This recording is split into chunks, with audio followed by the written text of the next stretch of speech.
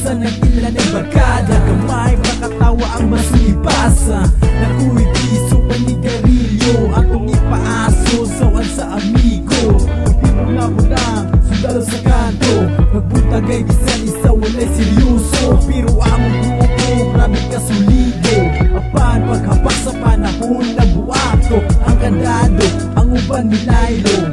Muso, amor, respeto, mi amigo. Ang paglao nga ginaagad ang isulat, ako kay magulat sa imong paglupad.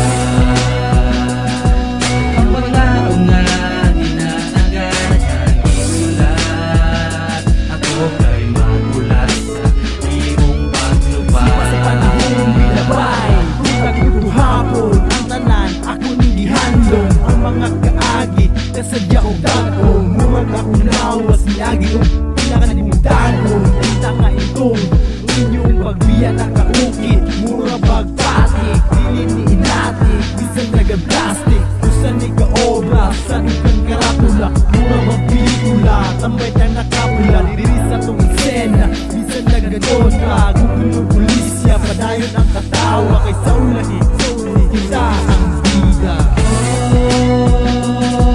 Ang paglao nga ginaagad ang isulat, ako kay magkulat sa imong paglupad.